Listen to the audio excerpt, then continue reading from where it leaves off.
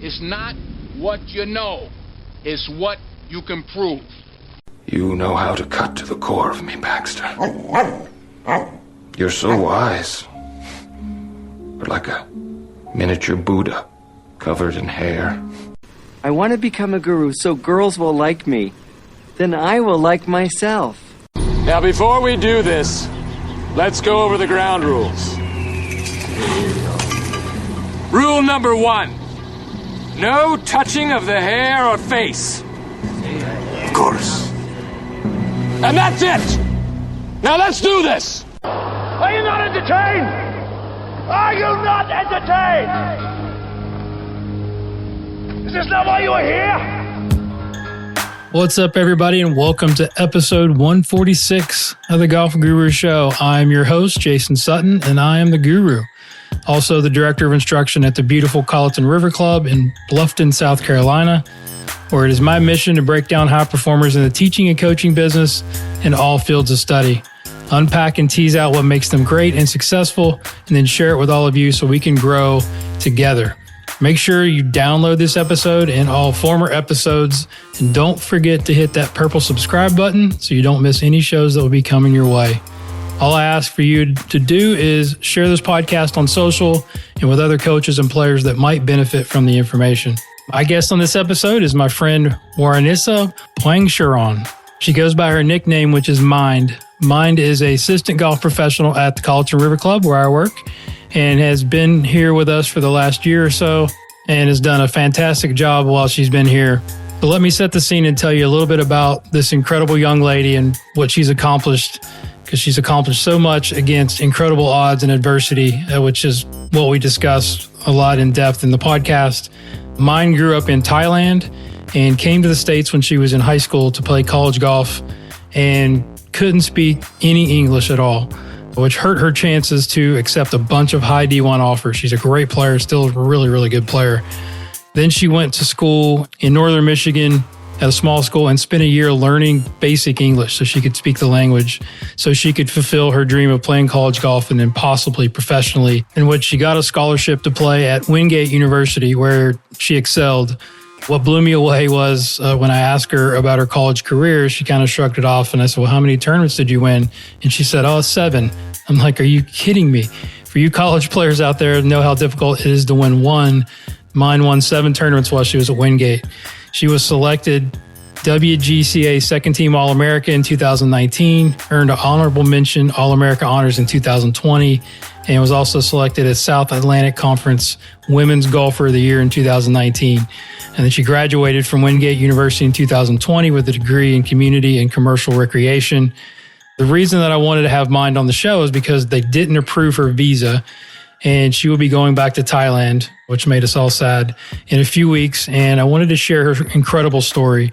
I've been inspired by her story and the person that she is and has become, and I hope it comes through in this interview.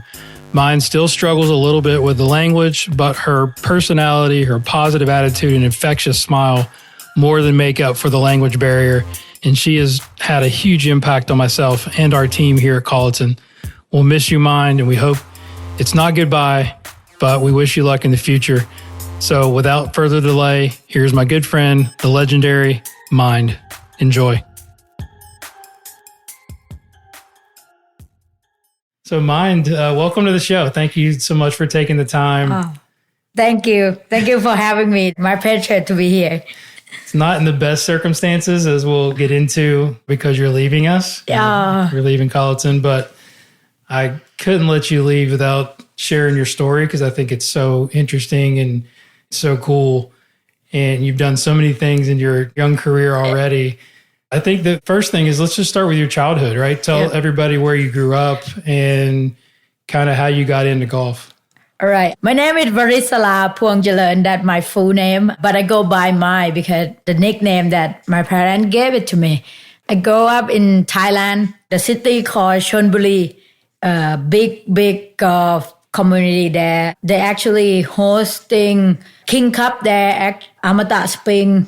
I actually go up 20 minutes away from the Honda LPGA golf course. It's called Siam Country Club. And I think that when I start to get into golf, because of after school. I think the first time they came with the brochure that, anyone would like the children to join the golf club. We have a poll to teach the golf community. And then I take the brochure back home and told my dad, can I sign up? And he goes, sure. And then What age were you at this point? I think at 11, closer to 12. And because back home, the school system is quite a little bit different than here. So like you get to move. So they have about 7 classrooms in one gate. And each room they separate by GPA of your... Really? Yeah, so... Not by age? No, not by it. Every classroom separate by GPA, that kind of... And the higher number you get in, it means the lower gate you are at. Oh my gosh. Yeah, I so had no like idea. the first 2 classroom is like one of the genius kids, to get in. So where were you, if you don't mind me asking? Well, I was in room number 7. So no, it wasn't good. It wasn't good. But most people that in that classroom play sport. So I did play sport since I grow up because running for school, tried to play tennis when I was younger. Okay. And a lot of my friends in that classroom play like badminton, football, but Soccer? that the guy called it. Yeah, but so a lot of people just in there just because of they play sport. So tennis is one of my main sport that I play.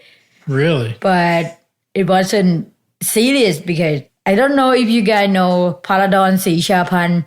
He actually like a big tennis player back home, and he was on the top high level. That when I like, let me try tennis, and then never work out. And my uncle said, you start to play golf?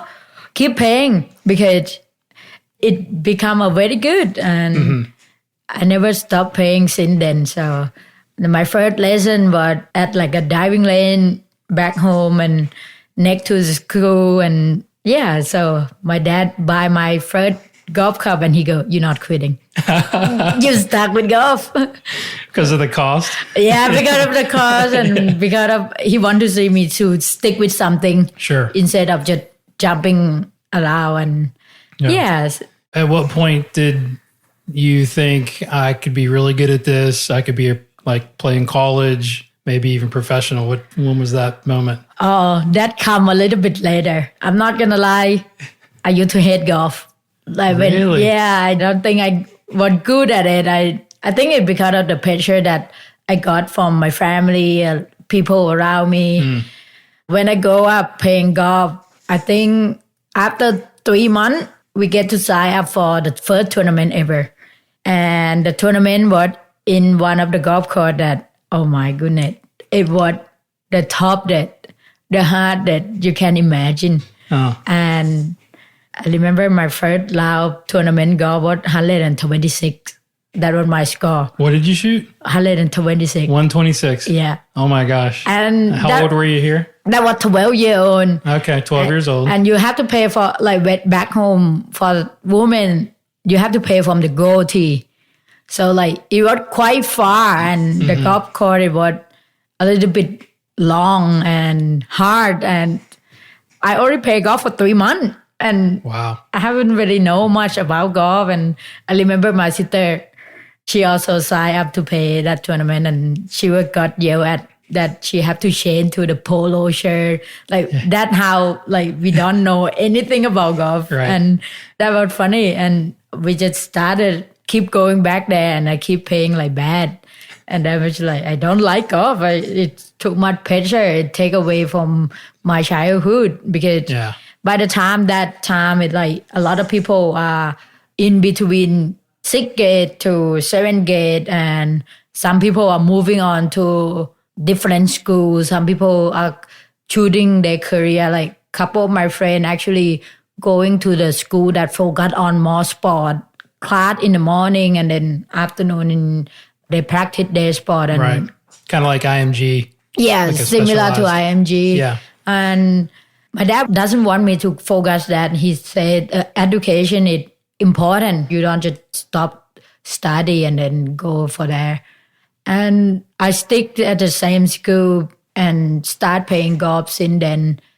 But it wasn't good. Like doing the 13, I don't know why, but every time I travel to a different country to play golf, I actually play better than I play in Thailand. Interesting. I think in Thailand, I remember when I go practice round, my mom will go there and then she will make sure that I make every single putt, even though it's a practice round. I was like, your parents sound like they put a lot of pressure on you to perform. A lot of pressure, that for sure. Never like it, like you're 13 and people get to go watch movie after school and then I have to go to like tutor practice and I was like, what is this? Like, and don't really have a childhood, but turn out first time came to America to play like tournament and stuff and I go, actually quite nice. Where did you go to? The first time was in California. Okay. What tournament was that? Optimus, the Worlds. Yeah, the World Optimus, and then Junior World continue, and then go back home to study and continue playing. And it was quite fun because when I flew here at that time, my parents wasn't here. Just here with friends, with the people that took us here, and that was quite a little bit like relaxed. Nobody tell me what to do.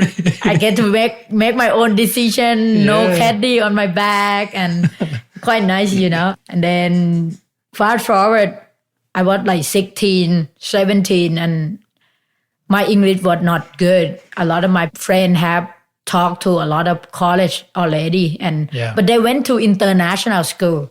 I couldn't really get into international school because I never think about it. And we done the test. We tried to get into the international, but it too late already. My English was like very bad. Like I couldn't really say anything. They were like, you're like not even secret. This is what they compare to. I remember that day they go, your English level is like 6 years old. I go, 6 years old. Yeah. I go, well, that's not happening then. I'm not getting. So this was, that was one of my questions. I know you learned English at a very fast rate. Like when you actually tried to start doing it, right? Yeah. Was this before you started getting recruited for college or or was that after? So that did before. So right. Okay. I kind of like my dad talking to somebody aloud. He like going up playing golf with me and he decided to come here at 18. He English a little bit better than me, but it wasn't strong. He decided to come to IJGA to study English and live in the environment of only English to help him get better and not just better at English, but it also get recruited a little bit quicker. Right. And they were like, try this because it might be a little bit better. So, but I was not so sure if I wanted because how bad my English and everything. And I was just like, fine.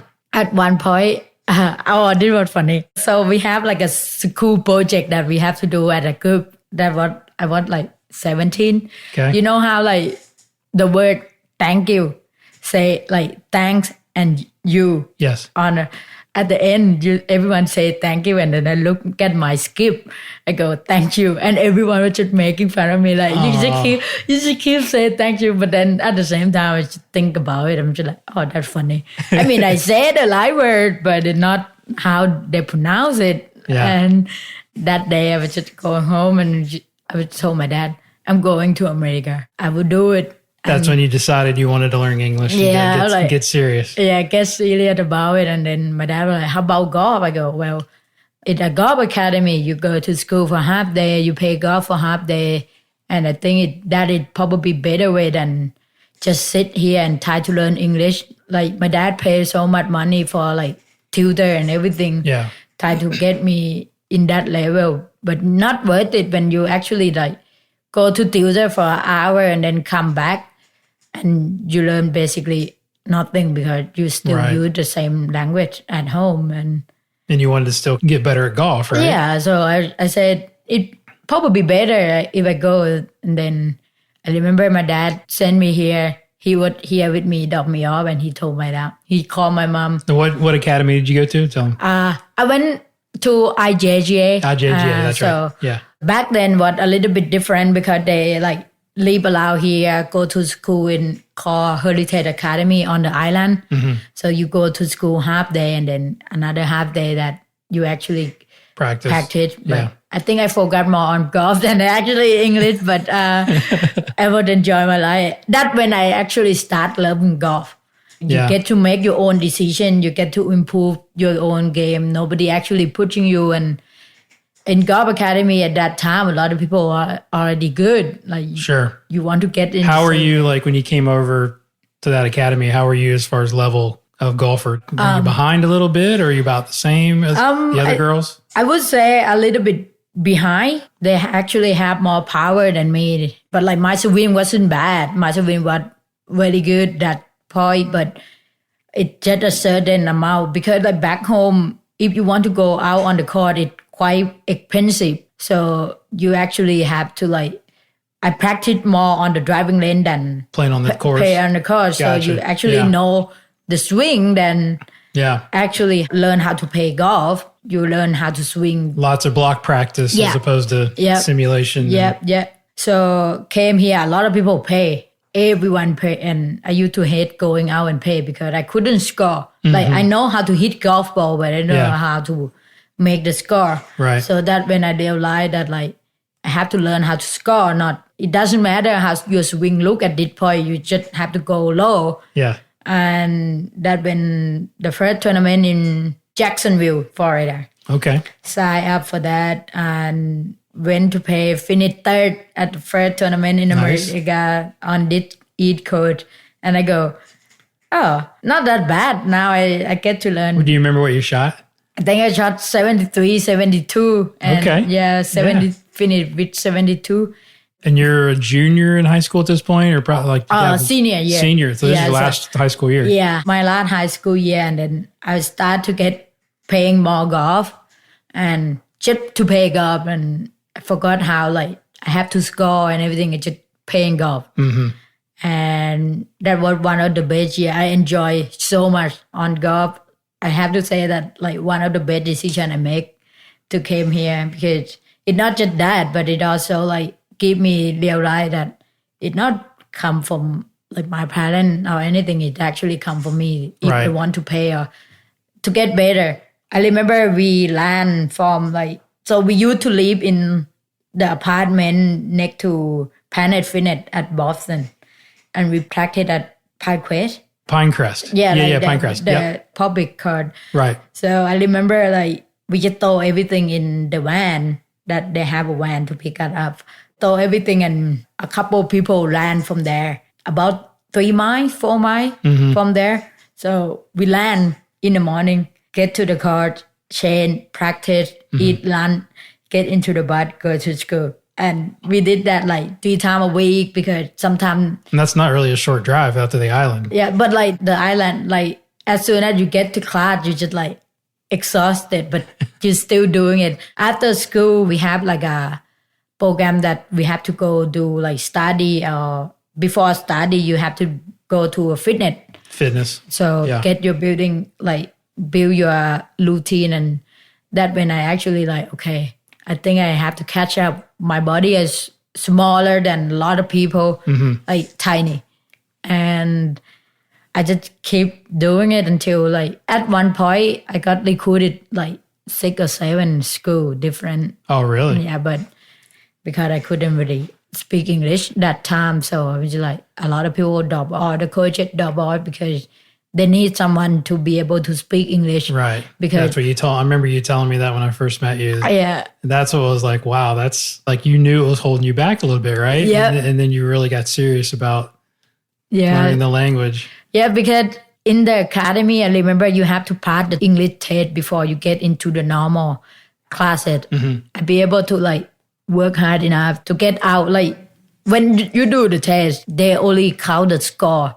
They don't really know your background. As long as you pass the test, Sure. as long as you have the right answer, you pass the test. It's a little biased, right? Yeah, exactly. I think that every test that for like either SAT, ACT, some of us know at the TOEFL that English language that we have to do. I couldn't pass the TOEFL. The TOEFL was hard. The TOEFL was one of the top one, but I think now I look back, I go, probably be able to pass it so easy because basically you just get a certain score and then you'll be all right. So how did you really get serious about learning English? Like what was the process? The year after I JGA, so I got a lot of college code to talk with, but couldn't really get in. Yeah, because you didn't go to college right after, right? No, I actually went to Northern Michigan University. Right. But just for English program. Okay. So like the English program is called ESL. So English a second language. Right. So it's a higher level of English. It's not just you learn how to speak or practice, or you actually have to learn how to pronounce it. And the class was Monday to Friday, 8 o'clock to 9 o'clock. What? Yeah. So the class was all day? All day. And you have like 15-minute break on the morning and then 2 more hours and then lunch. That's intense. And then, yeah, so like you got the break before 9 o'clock, but you got like a quite a bit break, but you actually like going through all day just to learn English. They have like a tutor that native speaking English to teach you. Like most of them are student teacher. So student like, teacher. They actually like teach you how to put. I remember I just sitting there, how to do the homework. They teach me like, it's like little kid, you know, like teach you like a little kid all the time. And then anything, go to Chicago with them, get outside, actually using it, you know, and that what get my English going a little bit better. And that when I actually like start to go back to talk to all the college code. And now, how long did you take classes for? A year. A year, so yeah, like solid. Wow. Whole year. Didn't go home that year, I remember. Didn't leave much time for golf though. No golf at all, actually. Oh my gosh. No golf at all. And then start to pick up golf that summer when I committed with Wingate University. Yeah, Wingate, yep. And we know the situation that might not be able to pay lightweight for the first year or whatever, because of academic ineligible or whatever. Ineligible. For the NCAA. Right. So committed, but still I have to practice golf. My freshman year of college was quite tough because of like no English, but it's different in the school system in the university. It's not like English second language class anymore. Right. You actually like in class learn 1 hour, it go by so quick and you just sit there and you're like, I have no idea what they're talking about. So speaking the language is one thing, but like reading it that had to be difficult as well, right? I mean, I can't imagine going like to your country and going, all right, I know nothing and got to learn it in a year. And then I've got to actually go be in college. Yeah, that was the hardest part, reading and writing it. Still one of my tough bit, but I mean, I can do it, but I have a lot of people like lead to it and stuff, but getting better, much better. But back then it was just like, I have no idea. So I actually like spend all my time after practice in the library. Like every free time I have, I actually in the library. Did they give you tutors at all? Like obviously if you're an athlete, a lot of times you get a bit more help, right? So the tutor is, you just go sign up in the library and then they have it. Because being a smaller school, it's a little bit easier to get help. I remember the professor, one of my professors, he teaching like a history, and he was Filipino or Taiwan, if I remember correctly. He would love to help me because I remember I felt he first test of him, and then I go, I'm not gonna lie to you, I don't understand anything. I told him in the office and he go, okay, let me help you. But he knew your language though. Yeah. What do you call your language? Thai. Just Thai. Okay. Yeah. I didn't know if there was another so different language that they speak. So they speak Chinese and I understand Chinese a little bit. So I tried to like pick up to speak Chinese with him, you know, and he go, how about this? I would give you like, teach you grammar, how to write. I remember every afternoon I just go to him to like write the daily and give it to him, and he collect my grammar and stuff to get better at English, you know. And then turn out that my first semester I finished with like 3.6. 3.6? Yeah. And holy cow. That's crazy. My coach would look at me like, oh, wow. Now you can play golf. Now you can play golf. So we try to appeal that I should be able to play the next year, spring season. And the NCAA still say no about how I'm coming here and stuff like that. A little bit complicated, but I'm not going to get into it because it's quite a little bit sad story, but it's all right. I get to play for a year at Wingate. So when did you finally start to play? Sophomore year. Okay, sophomore year. Sophomore year. My first sophomore year, like people think, freshman year, college it harder. No, I would disagree. I think the more you get higher, the harder level of English, it actually getting a little bit tougher. But the best part of it, like I keep connection. I think I should go up to the professor, asking them for help. Yeah. See if anything I can do, find a better way for me to study for the test and stuff like that. So that turned out quite well. How was your study habits? Like, how did they change as you started to evolve into college? Like, is there any like tips or tricks that you kind of figured out worked for you? And obviously the professors probably gave you some guidance. Yeah, so the bad way did go out to everybody about to go to college. I think the bad way is like, don't afraid to talk to the professor. I think the professor there to help you. And I think it not just build your relationship with the professor. I think it also more when about to graduate, more people looking for recommendation. And that's right. Recommendations. People forgot about like, I'm just here in college, but the professor actually know a lot of people. They're there to help you, not just during the school year, but it also after school. You reach out to them, you make connection, and they can turn out to be a very good connection to you. And the best study habit I did, my freshman year, I told you that like I spent the whole time in the library, tutor, closely professor. I will sign up like some of the subject that I very difficult. I will see the professor at least one a week. No matter just go and talk about. And they know you care that you want to get better and pass, right? Exactly. Like, especially as an athlete, I know that my son is really good at that. Yeah, like, so like you make sure they know that, hey, I'm trying, even though maybe my grades aren't great. Yeah, so like, and one of the things is, special being student athlete, you miss a lot of classes. Sure. Because of sport, you're traveling, special in golf, you miss special those classes on Monday and Tuesday. You want to make sure they know who you are. And that is the best way to do it. When you leave, you make sure you want to get things done before you leave. Because I find out the second year that I pay for college, the best way to perform well on the golf course and in the classroom is you make sure you get things done before you go play golf. Because when you go play golf, you don't have to worry about... It'll affect your golf, right? Yeah. You're thinking about the test that you have to take or study exactly. for. Yeah, and that when I start to realize that I will study for like 2 hours, and if I get stuck, I cannot move forward with it. I don't know what to write. I don't know what to do. I just go for a walk. And for a walk on campus or get coffee with my friend, chatting with my friend, go watching people, go see the game, come back, and your brain just mind-blowing because you basically have like new ideas, especially writing the paper. Or the best way to do it, like do it for 2 hours, set the time on your phone. Like, okay, yeah, that's good advice. I have like an hour doing this. If I get stuck, take a walk. Take a walk. I use it on putting green too.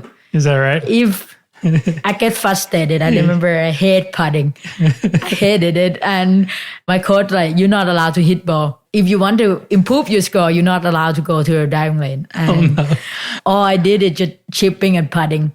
I get frustrated. My coach like, take a walk. Take a walk. You walk around on the green and have to thank to Coach Allen. Shout out to Coach Allen, that for sure. Coach Allen? Yeah. Allen Thorne.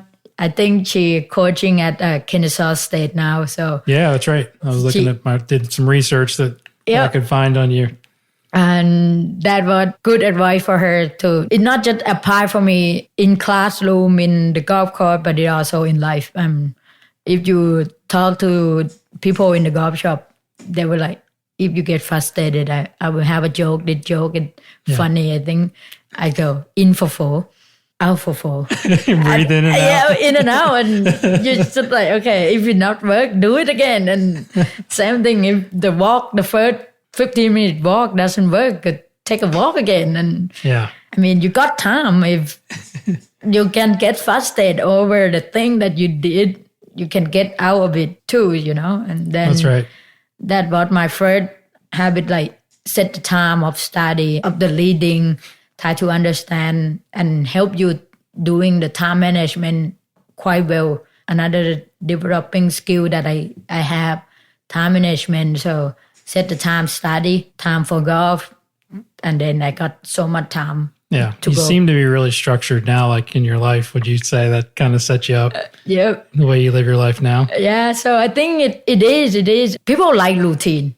Yes, routine is important. Human being like a lot of routine. So I think that when I just like turn out to help me in a certain way who I am become, and I think that a lot of the routine I start building in college and want to get better, and when it give me opportunity to be where I am right now, and I'm looking forward what is in front of me, Yeah, we're gonna get to that. But you're skipping some steps here with your career and your college career. Because I remember when we first met, and you asked me for some help with your game, and we're talking, and then you're playing it off like, I was okay in college. And I said, well, did you win any tournaments? Tell them how many tournaments you won in college. I think 7. 7 tournaments. I'm like, I don't know anybody that's won 7 tournaments in college. 2 American. Except for maybe Tiger. Yeah, that's so true. 2-time All-American. And I got second year, like I said, my freshman year, I didn't start off well, but that my first year didn't start well, but I get to win.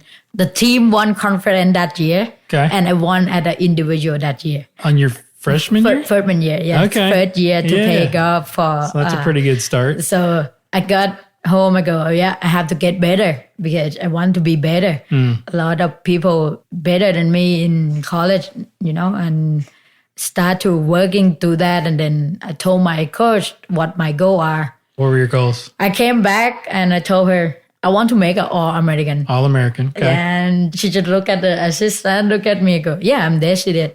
And every time I get frustrated on the putting green, she go, what your goal are? Yeah, All-American, remind you of your goal. When you have those goals, I'm just like, I know it might not be the best thing, but it also is something that you work hard for. I did came to a second, make the team All-American. So that to be proud of, to think about it. A lot of people back home doesn't know what that means. But I was going to say, what did your parents say when you were starting to win these tournaments? Nothing. Nothing. Yeah, they don't understand. So I quite get it. Like a lot of time they don't understand what it means to be student athlete here, and then what does it mean when you get the reward like this. And so the first year I finished with a second team All-American, and then player of the year for my conference. Nice, player of the year. And that was when I actually the team make it into like a regionals, yeah. So that when the first time the whole team get to go to regional, and that was fun. We have I know even though our team didn't play well, but we get to go get ice cream together, spend time together. And you and ice cream? No way. love sweet ice cream. All the sweetness, I love it. And I reached out to the staff for questions and topics and said, ask her about her love for junk food. What's your favorite junk food or your favorite fast food restaurant? Fast food restaurant. I don't really have favorite fast food because I prefer ice cream. So ice cream would be the junk food. Yeah, but if I have to pick, I think because I'm living in North Carolina for 5 years, I would say Bojangles. Bojangles. Yeah. Okay. Yeah, Bojangles with Cajun chicken with did it bad, but it's all right. Cajun chicken with jelly. Oh, yeah. On top, and sweetness and salty. Yeah. And 3 o'clock at Waffle House with my teammate celebrating the year. That was fun. That's awesome. So then you graduate, right? And then you go, because I asked you this question when we first met, I'm like, why didn't you play professionally? Like, talk us through that time. And then I know you kind of led you into being a coach. Yep. Right. So tell us a bit about like that process of trying to, because I know you tried to turn pro. Yep. So the first time, I know like doing in the summer, most of students pay at the amateur tournament.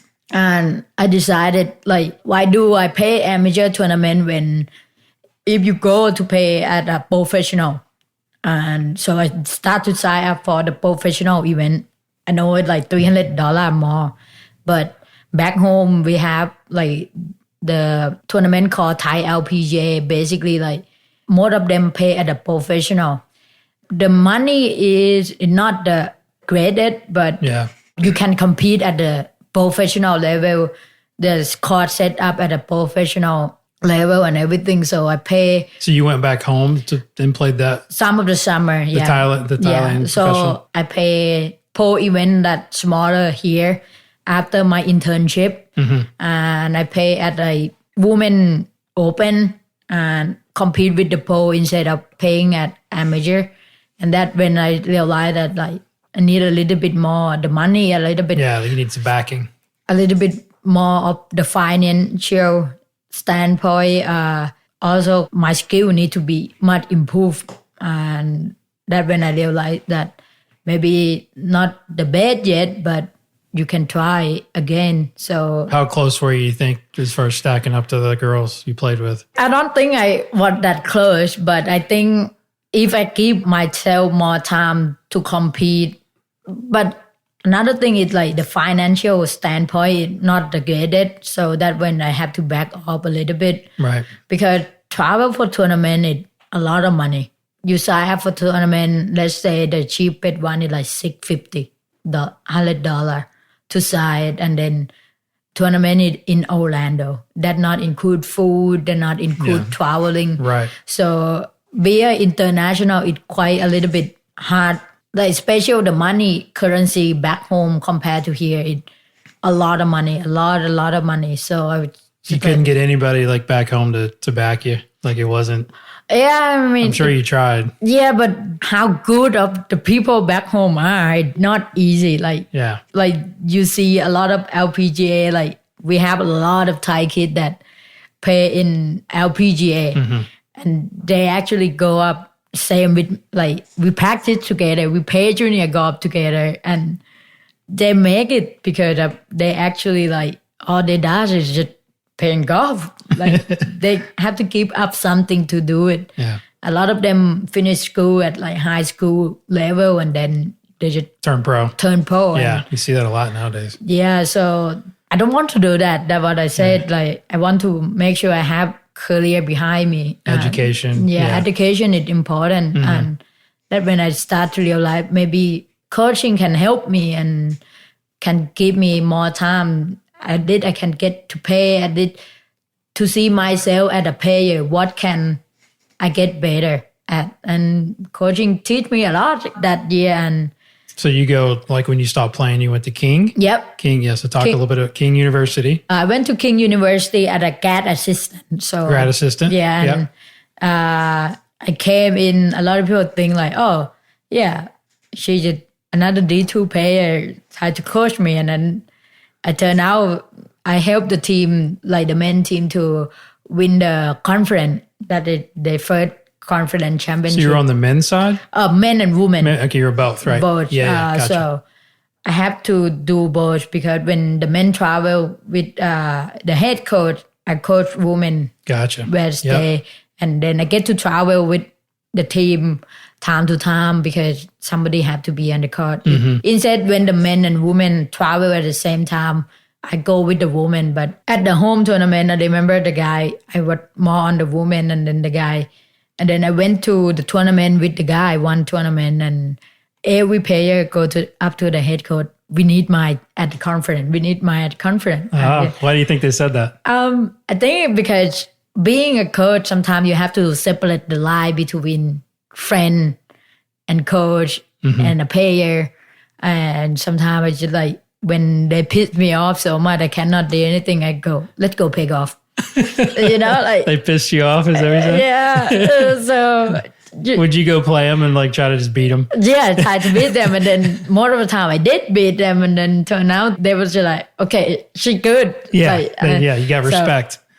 And I think being a woman coach, we doing a little bit more the detail that the men coach doesn't do it, and I think turn out to be a woman, like a little detail. It's a good thing. Sometimes it's too much. So I give the detail, the way I lead the green and the way how much step from the pin to the green and the food and stuff. And more of the time, I know the best players, they play golf by themselves all the time. Sometimes when they act the tournament, the big tournament, they just want you to be there, just to be their friend, to talk to them, get their out of the like, oh, I need to make birdie, So you would walk with some of the players and then coach them, obviously, the way that the coaches do now. Yeah, so just walk with them, talk to them, like, just to get out, like, what am I doing next? But instead, being there to make sure they're in present. And I told them, like, you play golf without me the whole life.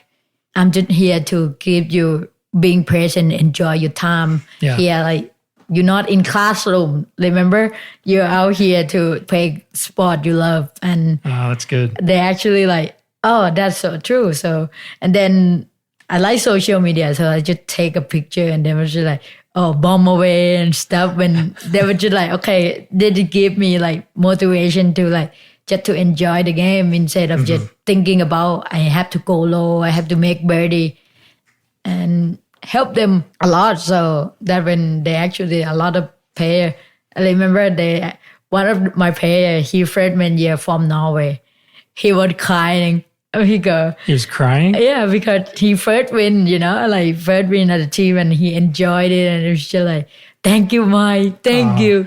You like pushed me in the good way, because I remember the first week I got there at King, and we have to run to see like how fit they are, whatever, how the culture are. More of people just like, yeah, it's 5:30. I go, oh, you think 5:30? I'm not awake.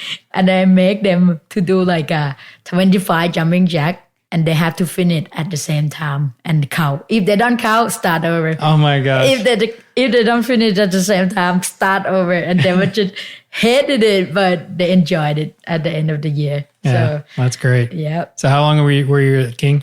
A year. So that when the master finished. So basically like a year and a half, but they leave before, like they left. You got your master's degree. Yep. That's incredible. What was your degree in? MBA, project management. That was my focus on.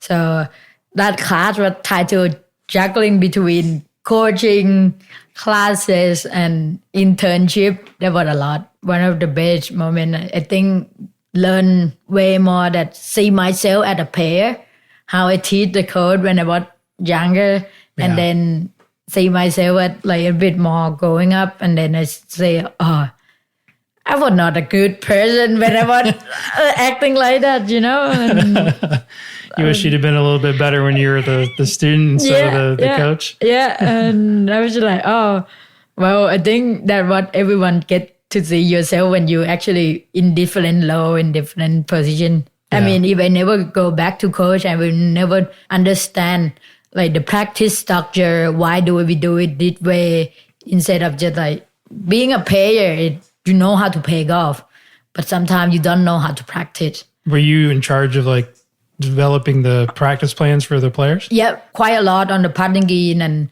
learn a little bit more on how to do like a chipping area and stuff like that, and structure, applying practice to a game situation instead of just, oh, you have to do this. Turn the practice situation to a game situation. And what are some of your favorites, if you can remember, like your games? And my game would be on the golf course. So my favorite game of all time, it depends on the level of the player.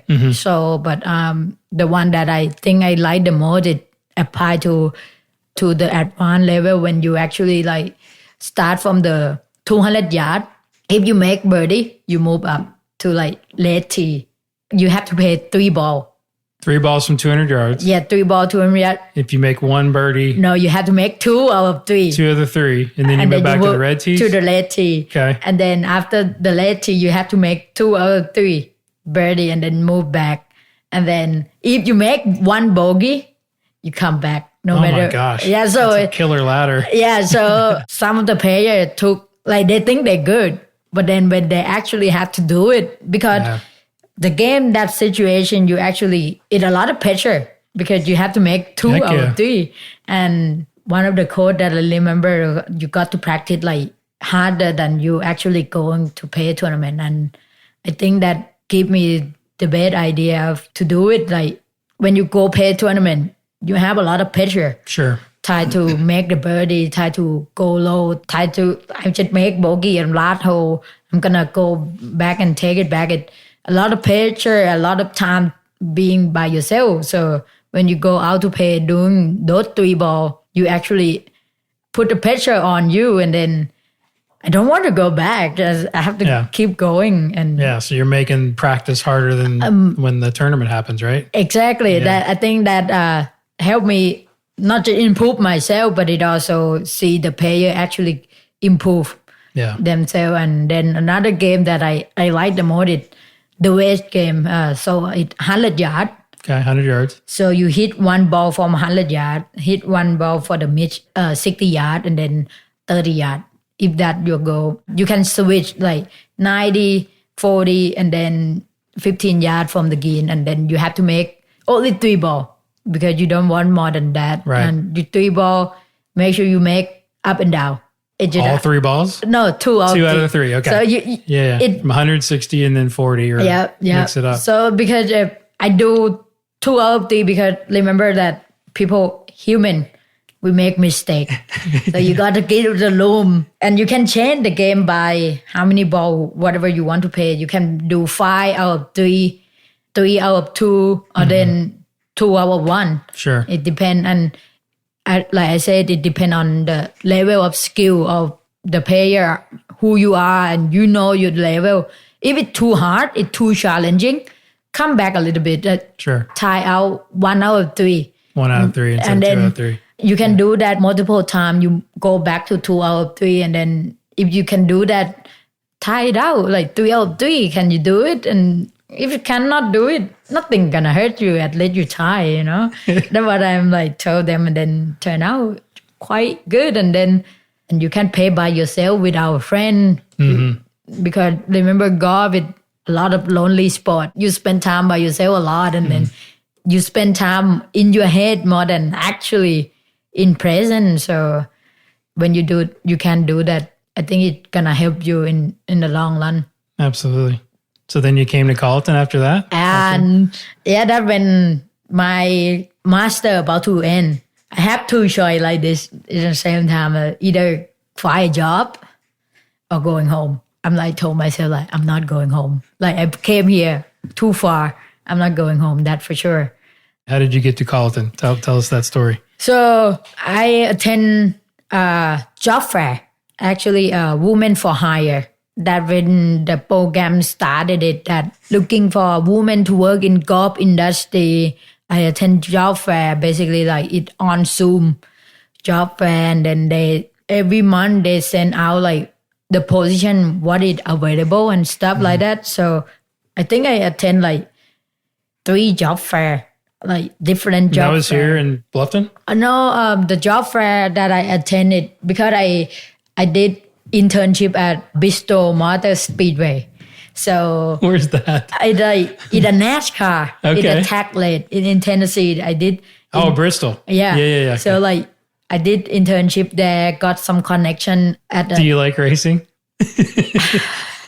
I love watching it, but I prefer F1 or NASCAR. F1, yeah. And it's totally different, but I prefer what in live than on the TV. Because in live, you actually hear the noise.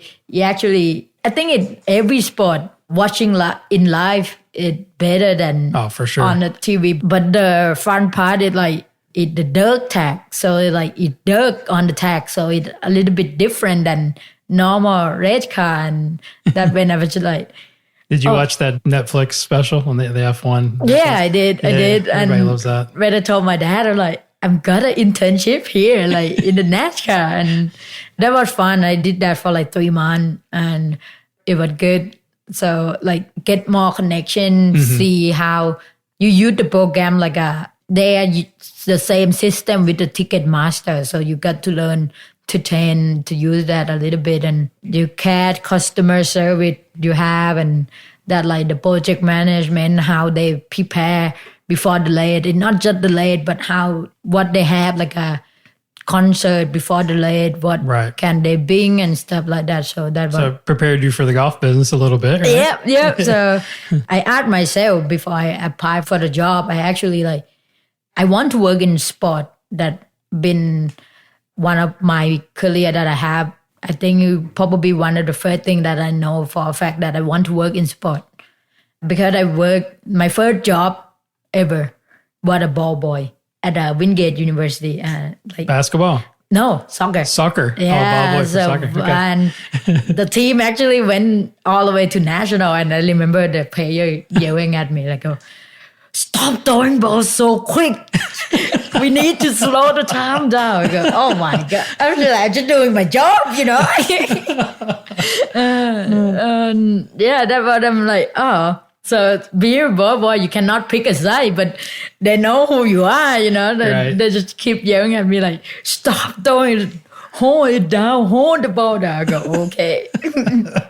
That start there, become like a photographer at the football game for Wingate, taking a pic, action shot and stuff, cleaning the mop on the floor for basketball game. Wow. Volleyball at the ball boy, ball girl for volleyball.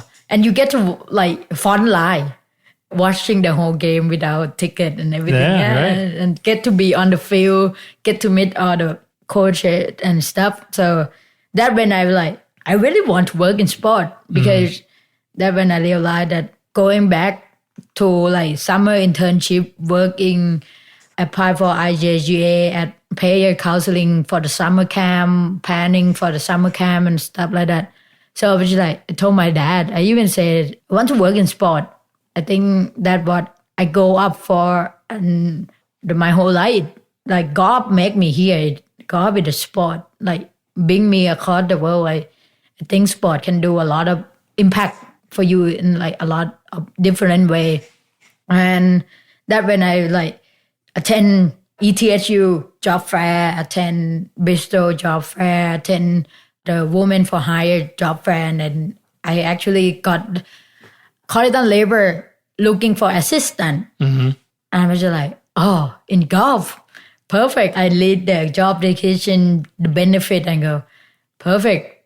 I get to practice. Maybe my dream coming true that I get to practice more in golf. Maybe I can try for the tournament and stuff. That when I like, I'm just gonna apply, and then turn out one of our member for King University, that like the player and King, their parent actually a member at Corridon Liver. Oh, really? I didn't know that. Yeah, so one of them, so we practiced at their golf court back in Bristol, and I was like, and I was his partner for project for like whole semester.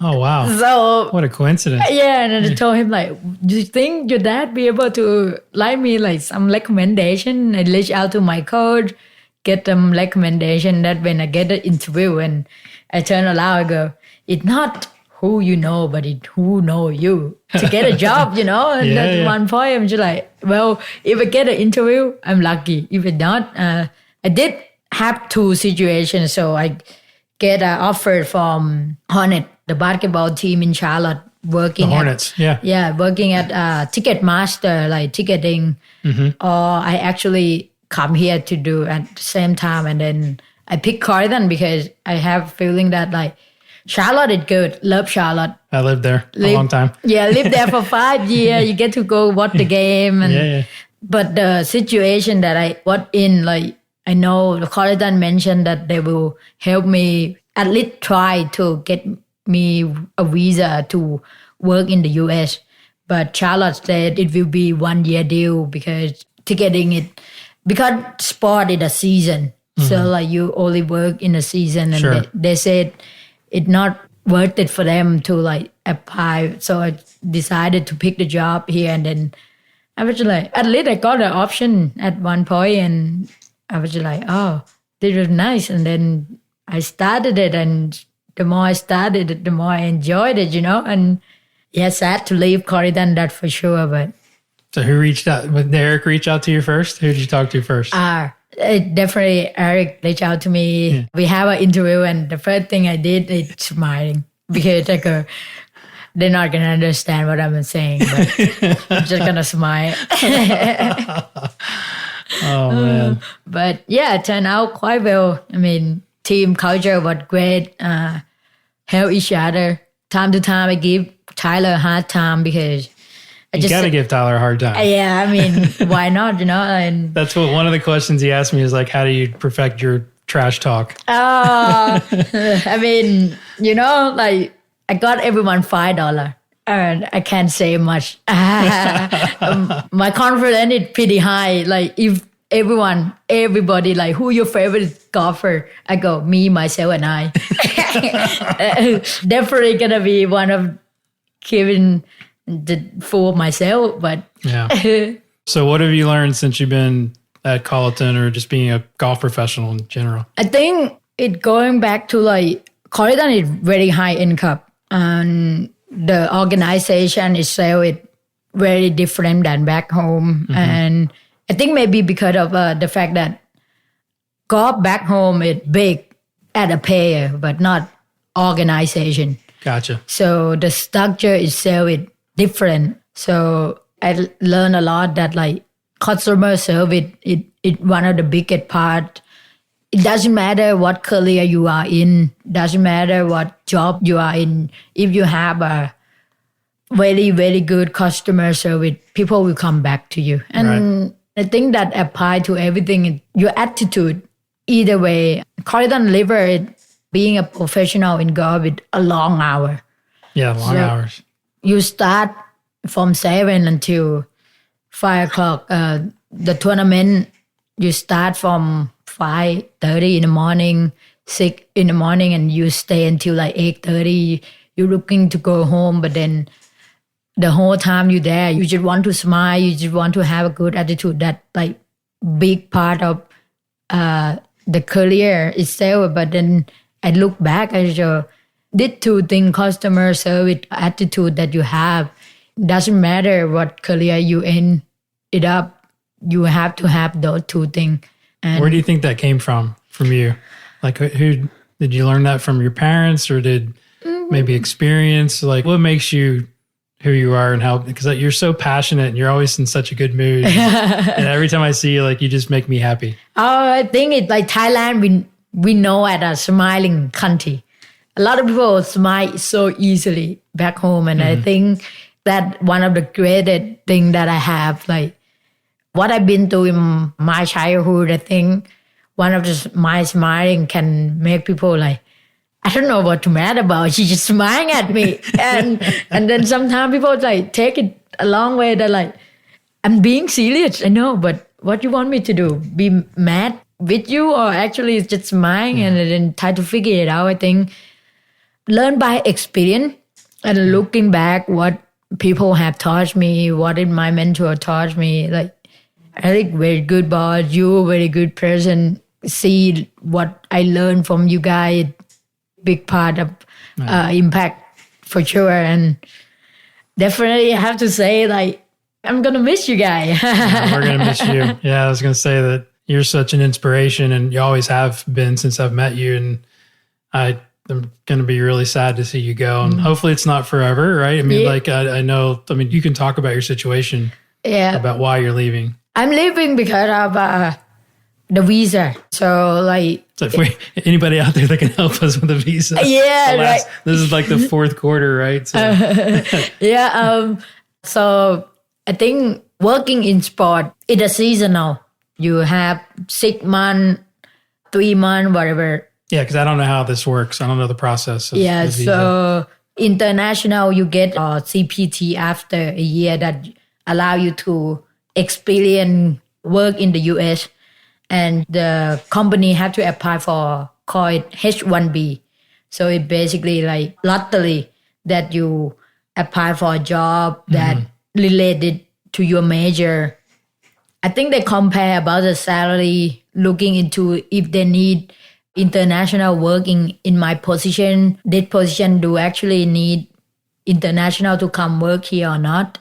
And I think a lot of PGA people related it more American citizen and not a lot of international, but that probably one of the impact that like the government probably look at it like maybe we don't need the international in this position yet. So that's why impact my visa, but I'm coming back, that's for sure. Yeah, you'll be back. You'll be back. So what are you going to do when you get home? What's the first thing you're going to do? First thing I probably eat. Well, I just admire that Korean people know I love eating. Yes, you do. I eat 24 hours and gonna be tough to go home, and because a lot of people say like they're so skinny, but I just like food, good mood. That's what I say. I love it. And that make me happy, and go home. Well, you've made a lot of people here happy, and I know the Call to Members going to miss you, and we're going to miss you, and you're always going to be part of our family. Definitely. So thank you so much for telling your story, and you're an inspiration to me and to everybody. So I will keep in touch, that for sure. Shout out to Korean Liver and food and beverage too. Like I always walk in like, I'm hungry. Thank you for the food, all the time. They know that I'm going there because I'm looking for food in the kitchen. I'm looking for the food all the time and gonna be missed. It's sad to say, but it's not a goodbye, that for sure. I think the connection I have with you guys, I think it will bring me back and more than welcome to come visit me in Thailand, that for sure. Absolutely. Give us a reason to travel. Yep. Get out of, I think one thing that I said earlier this week is a good thing. Don't worry what happened. What happened, it may be the opportunity you have to open every single door you have. And you don't have to know what you're doing. And the door will start to shut down one by one, and then gonna have some door that open for you, and then go for it, and tide it out to the end, and it closed down. You still have another door to open, and don't close yourself out for the situation that not the way you think it will turn out. That attitude will take you a long way. Yeah. There's going to be plenty of doors to open for you in the future. So thank you. Thank you so much for sharing your story. Thank you so much for having me today.